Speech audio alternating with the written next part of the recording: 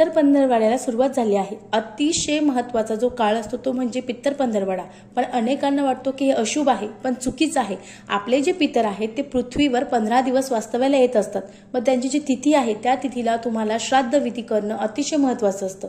आणि या पित्तर पंधरवड्यामध्ये जर आपण दान धर्म तर्पण विधी केला तर आपले पितर खुश होतात आणि आपल्याला भरभरून आशीर्वाद देतात। पितरांचा जर आपल्यावर अखंड वरदहस्त असेल तर त्या मनुष्याला आयुष्यात कशाची कमतरता राहत नाही, हे तितकंच खरं आहे।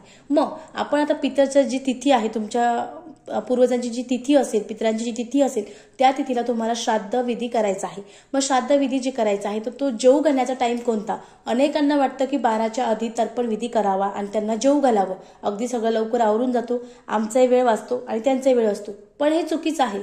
त्यांना जेवू घालायचा जो वेळ आहे तो म्हणजे त्यांना जेवू घालायचा आपल्याला दुपारी 12:30च्या नंतर तुम्ही 3 पर्यंत कधीही जेवू घालू शकतात। कारण जे पितर आहेत हे पितर पृथ्वीवर 12च्या नंतर येत असतात। मग 12च्या नंतर येतात, मग त्यामुळे आपण जो पिंडदान करतो किंवा श्राद्ध विधी करतो तो आपल्या 12:30च्या 1च्या नंतर करायचा आहे। आणि त्यानंतर तुम्ही जे ताट ठेवणार आहात, जे त्यांचं ताट वाढणार आहात किंवा पूजा करणार आहात, तर तुम्हाला 12:30च्या नंतर त्यांचं जे ताट आहे ते वाढायचं आहे। तुम्हाला टेरेसवर ठेवायचं असेल टेरेसवर ठेवा, किंवा कावळ्याला खाऊ घालायचं असेल तर कावळ्याला खाऊ घाला, किंवा गाईला द्या, किंवा तुमच्याकडे कोणी एक मनुष्य जेव्हा येत असेल तुम्ही त्याला सुद्धा जेवू घालू शकतात। अशा पद्धतीने आपल्याला पितरांचं जे ताट आहे ते अगदी 12:30च्या